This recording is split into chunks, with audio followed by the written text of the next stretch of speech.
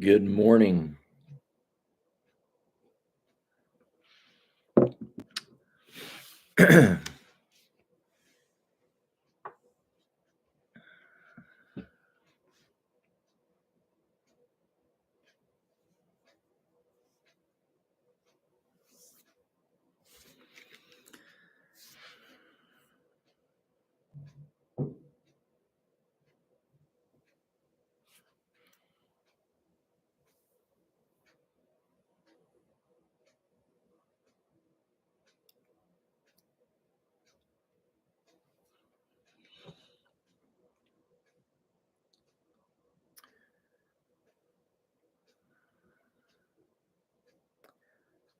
Thought I would change it up today.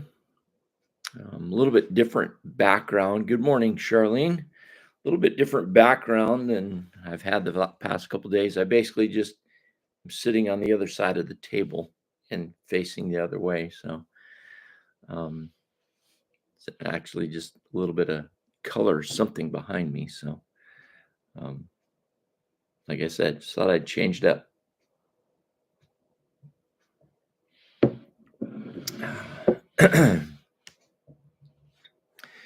And the way it's working out at this point, we're going to probably have most mornings, if not all mornings, will be here and not at the office because it's a little bit easier to do the Devo here and then get in and go to the office from here. So I don't want to. I guess my fear is I don't want to take off for the office and get caught in traffic, which can be a bit brutal coming from the peninsula into Tacoma, and then be late for our 9 o'clock here. So it's just easier to do that here, and then it takes me as long as it takes me to get in. So, and by the time we're done here, the traffic is a lot less. So anyway, that's not that you really care about any of that stuff. I just need something to talk about while we're kind of waiting.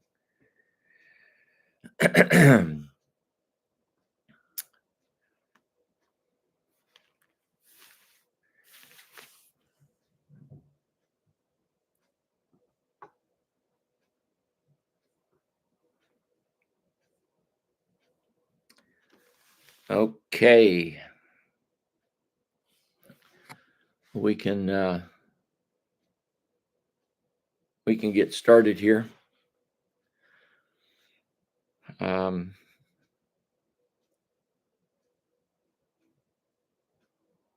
going to finish up. I think we're going to finish up. There's a bit there, but I think we'll finish up chapter 11 today.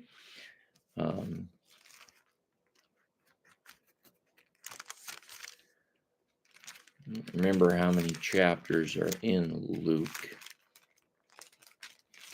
All right, so we're not quite halfway through. Close, but we're not quite halfway through the book of Luke. And it's interesting from chapter 9 on, it's this journey to Jerusalem. Oh yeah, okay. I take the Purdy exit, Charlene, and so then drive across the Purdy Spit on 302 towards Key Center, and so if you're familiar with where Key Center is, we're basically when you pull into Key Center, there's the stoplight there. If you're familiar with it, there's a stoplight there. Just to the right, there's a Mexican restaurant, El Sombrero. Very good, by the way. I'd recommend it to anyone if you like Mexican. El Sombrero, very good. But they're right there. Oh, okay, that's the way you travel. So from that corner, then, Charlene, where I think there's a I don't know what's. I think there's a smoke shop, a liquor, wine, beer smoke shop right on the corner there.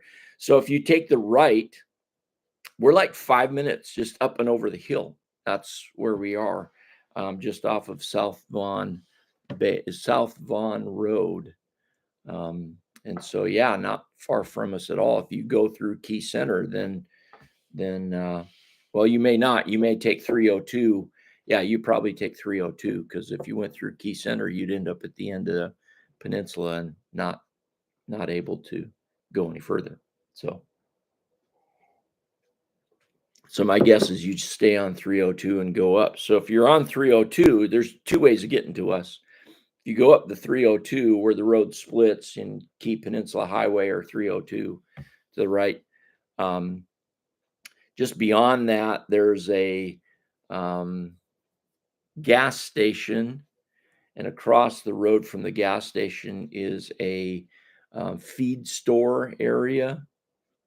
Okay, that road right there, I think it's called Wright Bliss Road. If you take a left on that one, we're just down the road a couple miles down that road. So anyway, there you go. Well, that's wild. So yeah, it's different. I mean, I'm not used to this kind of living. I haven't been out in the boonies for a long time, So anyway, but this morning there was a eagle that landed and sat on the dock out front. So it's kind of wild to see this. So anyway, we should get started. And try and finish up Luke chapter 11. Let me pray.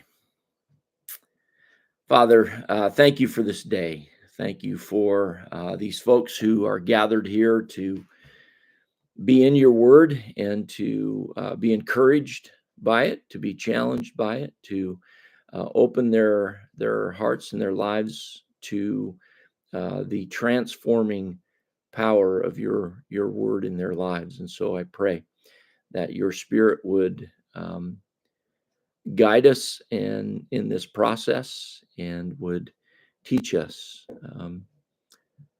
today something that will transform us to be more like Jesus. I pray this in his name. Amen. All right.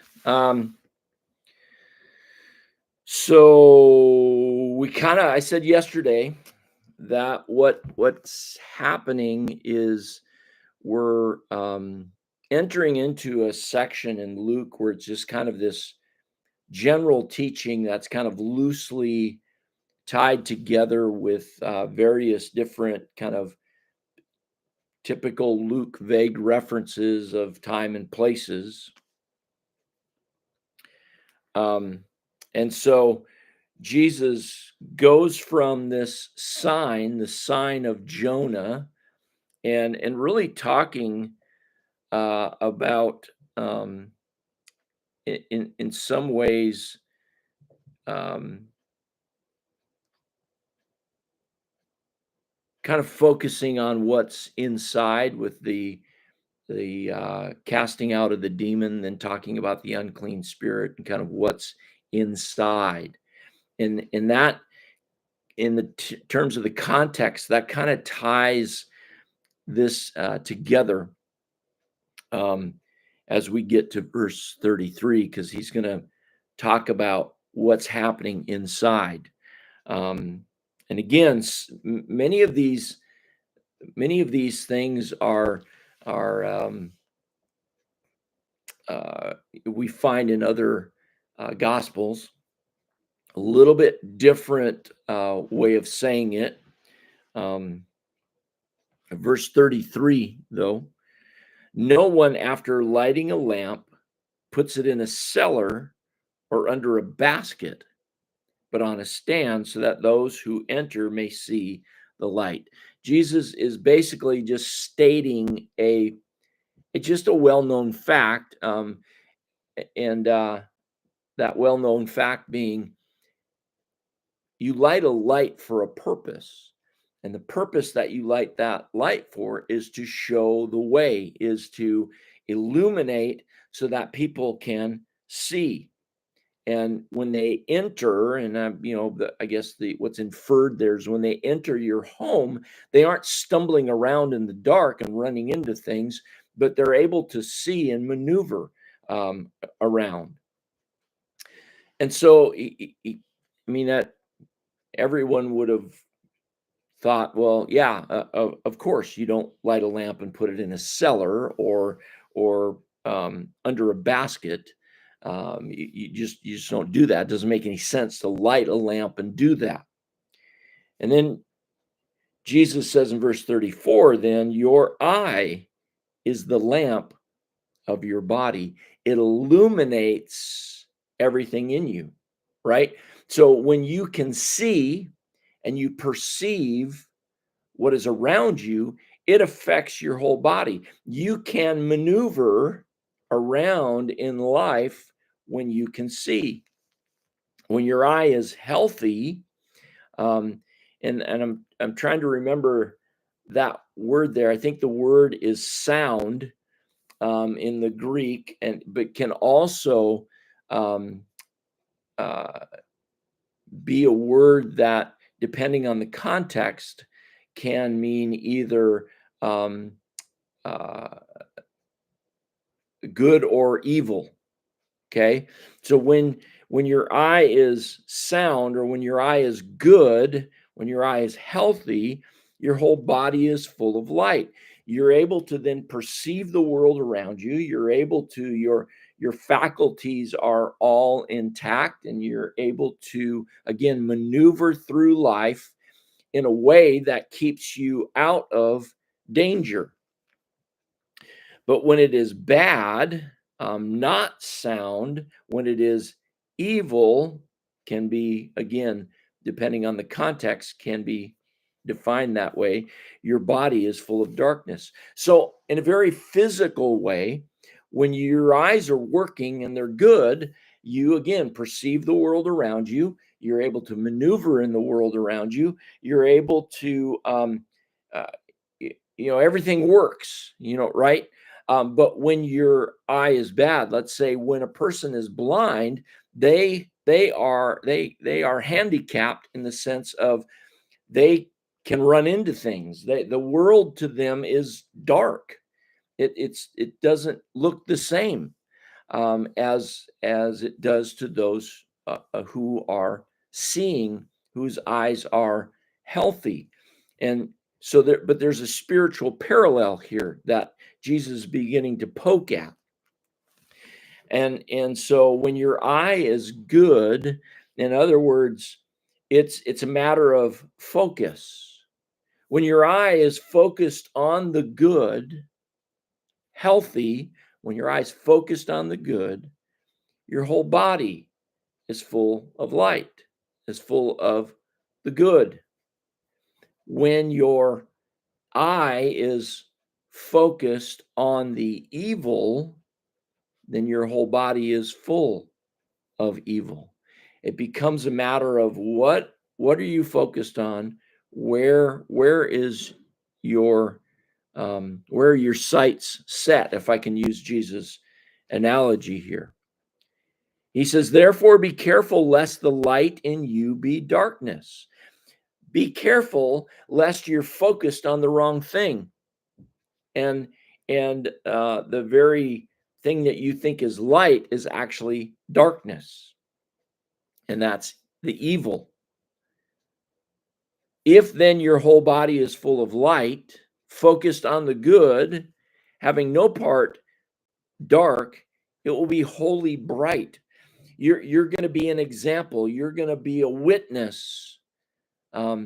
Jesus in the Sermon on the Mount talked about you are a light, a city on a hill that cannot be hidden. I mean, that's similar teaching here. And again, it doesn't mean that this is the exact same thing from Luke's perspective. Jesus probably taught on light and used this illustration many times in his teaching, as we talked about the other day. You're going to be that city on a hill if your whole body is full of light and you have no part is dark. As when a lamp with its rays gives you light. You're going to be directed, you're going to be living by the light, so to speak, or the good. Light is often synonymous with good or truth, life. Jesus is the light of the world. So all of that comes into play here. Now, while Jesus was speaking, probably more accurately stated from the Greek, when Jesus finished speaking, a Pharisee asked him to dine with him. And that word dine, again, is not dine, more like have lunch, not to recline at table and dine in such a way that we talked about the other day when when you invited someone in and you showed hospitality to them and you invited them into your home, they sat down with you, you reclined at table. That was very symbolic of acceptance and friendship and relationship. It was an intimate setting. This setting, not as much. Okay, so it's like, hey, let's have lunch, and probably there were probably many Pharisees who were intrigued by Jesus' teaching and kind of wanted to hear more. And because they were Pharisees, felt like they could monopolize his time and say, hey, you're going to come with me and have lunch. I want to have some one-on-one time. Well, this Pharisee didn't know what he was in for.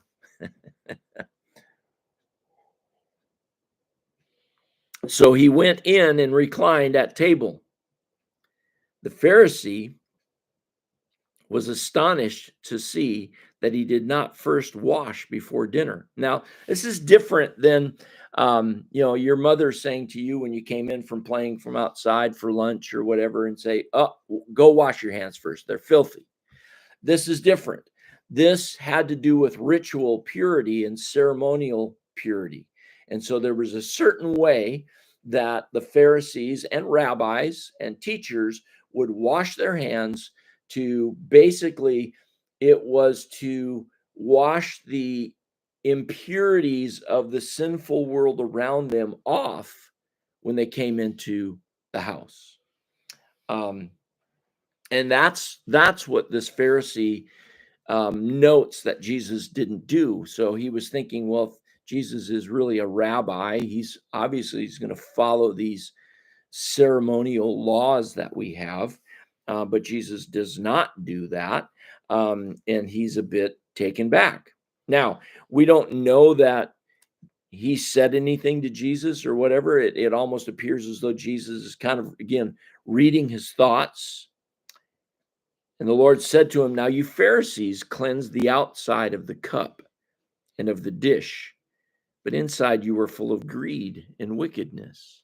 What Jesus is saying here, again, he's using another analogy or metaphor, I guess. I forget which is which, but anyway, he's using another one of those things to teach a spiritual principle and saying about these Pharisees, that they're more concerned with outward appearance than they are with an inward reality. And that's what Jesus is poking at here. And maybe not even so much poking. He's really going right to the point. He's saying you focus so much on outward appearance and what you look like and what appears to be true, but inside you were full of greed and wickedness. There's no change, no internal change in you. He says, you fools. I mean, he goes right at them. He doesn't He doesn't pull any punches. Did not he who made the outside make the inside also? If if you're so concerned about the outside appearance, God made the outside appearance. God made the inside as well. But give as alms those things that are within. If you want to offer anything, and this is the way, there's a lot of debate about what Jesus is saying here, but here's kind of my take on it, and you can take it for what it's worth. Um, but give as alms those things that are within. If you want to offer something to God, don't offer this polished exterior with greed and wickedness inside. Offer as a sacrifice what is within yourself. Jesus is more concerned about being than he is about doing. And he says, and behold, everything is clean for you. If you really want to offer something, you really want to sacrifice something to God, offer and sacrifice what is inside. Allow the Spirit of God to transform you from the inside out, is really what he's saying. Your outside is going to be taken care of if the inside is clean. And that's where he has this conversation before. I think it's in Matthew 23, I believe, when he has the woes to the Pharisees. He talks about the cleaning the inside of the cup. And he says, if you clean the inside, the outside is going to be clean also. It's going to take care of itself.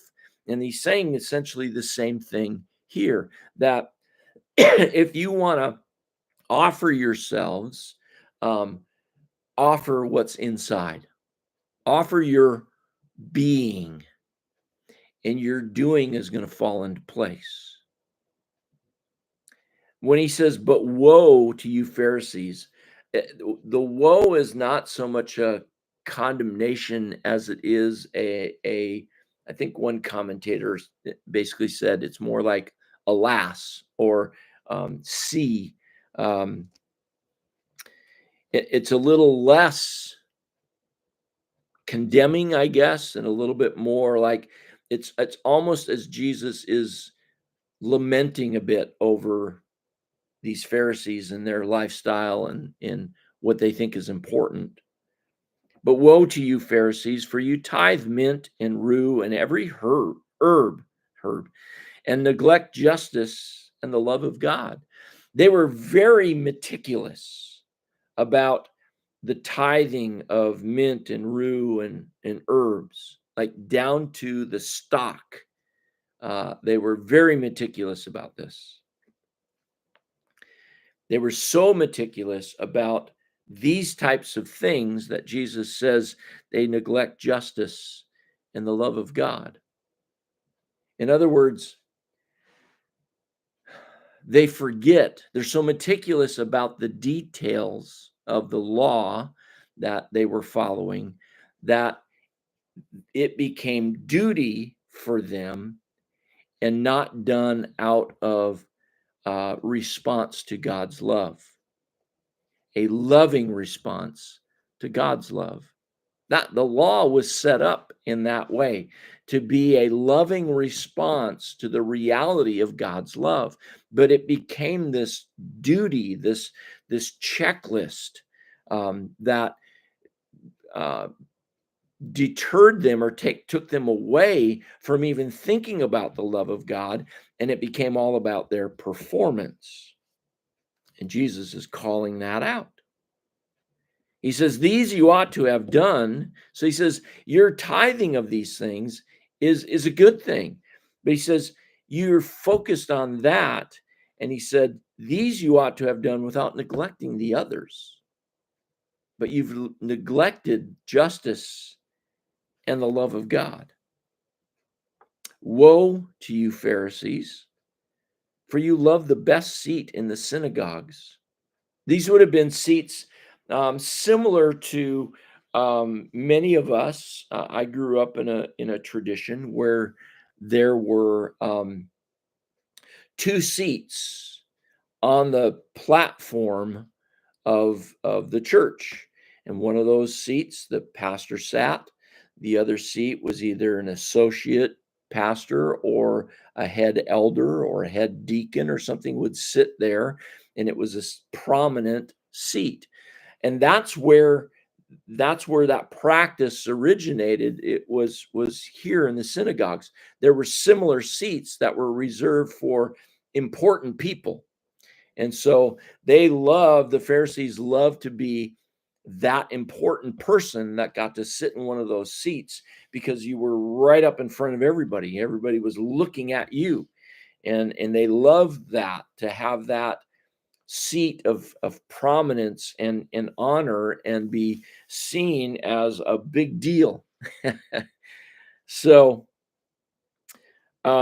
they also, he says, and greetings in the marketplaces. There were certain ways that you would greet Pharisees, and it was very, if you walked by a Pharisee and didn't acknowledge them, it was akin to a soldier walking past an officer. Oh yeah, there you go. Yeah. Um, and so it was akin of not um, not acknowledging a Pharisee in a crowd walking in the marketplace would be akin to a soldier not saluting an officer when they walk by. It was a big deal, and it was an affront. And so you would have to do that to these rabbis, and they love that. They love to feel important that way. And so, Charlene, I used to sit in one of those chairs as a lowly layperson before I got into ministry. And as a layperson in my home church, I would lead singing, same as your dad. But I was also I would read scripture, and if you had some part in the service, you would sit up front there. And so, yeah, that was a big deal. You had to be, like, you had to be engaged. You couldn't sit up there and, because everybody was looking at you. That's kind of the way I looked at it. It wasn't like I was really important. It was like, oh, great. Now I got to really pay attention, because I'm up front in front of everybody. They can see me.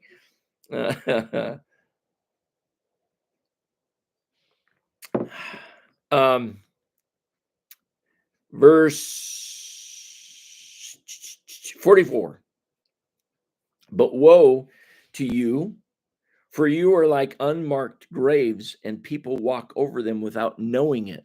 So in Matthew, Jesus talks about them being whitewashed tombs. Here he talks about them being unmarked graves. The problem with unmarked graves was people would unknowingly walk over them and become ceremonially unclean. And what Jesus seems to be saying here about these Pharisees is they are basically making the people who are following them unclean or unfit, because they are like unmarked graves. People walk over them without knowing it, and they're not leading people in a direction that is good. It is positive. They're actually leading them in a way that is not good. One of the lawyers, verse 45, and we talked about these lawyers, they were scribes, not lawyers in the sense that we think of lawyers today, but they were experts in the Mosaic law, experts in the Torah. All right. And so one of the lawyers answered him, "Teacher, in saying these things, you insult us also." Because they were all about the ones that were kind of laying down the law, so to speak, to direct the actions of not only the Pharisees, but everyone. And Jesus, not wanting them to feel left out, and he said, "Woe to you, lawyers, also, for you load people with burdens hard to bear, and you yourselves do not touch the burdens with one of your fingers." In other words, you heap regulations onto people that you don't even follow yourself. What was classic about these lawyers was they had all kinds of, 613, I think it was 613 laws that they had pulled out of the out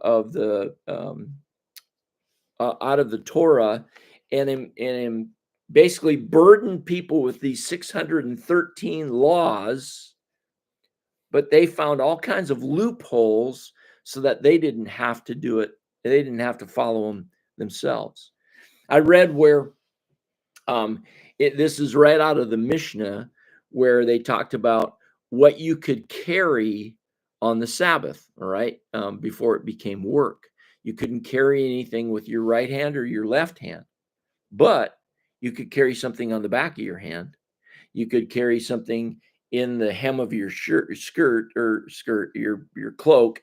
You could tie something to your foot. You could have it. You could carry something in your ear. There were all kinds of ridiculous things that were basically workarounds in order for them to be able to do what they wanted to do when they wanted to do it, whether it was Sabbath or not. But for the people, they would basically say, you can't do this, can't do that. And it became this oppressive, burdensome religion that they were all about making others do, but they themselves were like, well, we don't have to do that. We got these workarounds because we're the lawyers. Woe to you, for you build tombs of the prophets whom your fathers killed. So you are witnesses, and you consent to the deeds of your fathers, for they killed them, and you build their tombs. Therefore, also the wisdom. Wait, no, I'll stop right there. What Jesus seems to be saying here is he's saying when you decorate and build these tombs, and I've been to Zion, the city of David, which is right next to Jerusalem, right there, and I've seen the tomb of David, which is very well kept up. It's very beautiful. It's all built and beautiful and everything. And that's what they do with these various different tombs. But Jesus is saying when you do that, you're only kind of completing the work that your forefathers did when they killed the prophets. Not David, but the prophets themselves. You're basically consenting it, and you're basically finishing that work, is what Jesus seems to say. Therefore, also the wisdom of God said, I will send them prophets. And the wisdom of God, it would seem like this is just Jesus speaking out of, speaking basically for the Father, speaking as God. I will send them prophets and apostles, some of whom they will kill and persecute, so that the blood of all the prophets shed from the foundation of the world may be charged against this generation. From the blood of Abel to the blood of Zechariah, who perished between the altar and the sanctuary. Yes, I tell you, it will be required of this generation. So the guilt of what has happened, because these lawyers are perpetuating the actions of their forefathers, the guilt is coming down on them and on this generation. And this could be a reference then to why this generation, well, it's the generation where the Messiah showed up and that they are going to kill the Messiah. And so the guilt, all of that guilt seems to be bound up in the Messiah, and it will come down on that generation. Woe to you, lawyers, for you have taken away the key of knowledge. You do not enter yourselves, and you hindered those who were entering. In other words, you've essentially blocked the path to God because of all of your rules and regulations and what you have done to it. You aren't even going to God, and you've blocked it for those who were trying to enter or who were entering, and you've diverted them. And so you've led them astray. Verse 53, as he went away from there, the scribes and the Pharisees, and the scribes, again, is just another word for the lawyers. The scribes and the Pharisees began to press him hard and to provoke him to speak about many things, lying in wait for him to catch him in something he might say. He really made these guys angry. And so now they are out for blood, is essentially what Luke is communicating there in verses 53 and 54. So, people want to say all kinds of things about, Jesus is love and he's all of this. But I tell you what, when it came to truth and calling out error, he did not pull any punches. And I think it's something we need to note. And there we are at the end of chapter 11.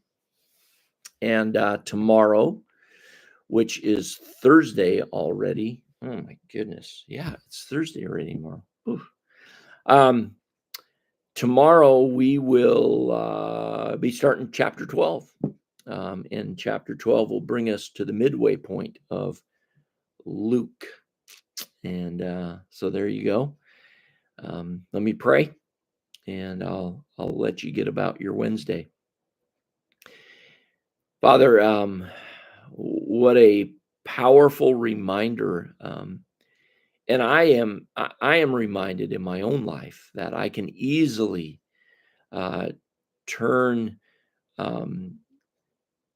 what should be a response to your grace and love in my actions. I can easily turn that into a duty, and I forget that it is in response to your love. And I think somehow I'm performing and earning something, trying to earn something from you. And God, keep us from that. Keep us from the error of the scribes and Pharisees, that our lives would be lived in response to your love and grace and mercy, that they would be marked by gratitude and not duty. I pray this in Jesus' name. Amen. All right. Have a wonderful, glorious day. Lord willing, I will see you back here tomorrow. Until then, God bless, be well, be safe, and be a blessing to someone today.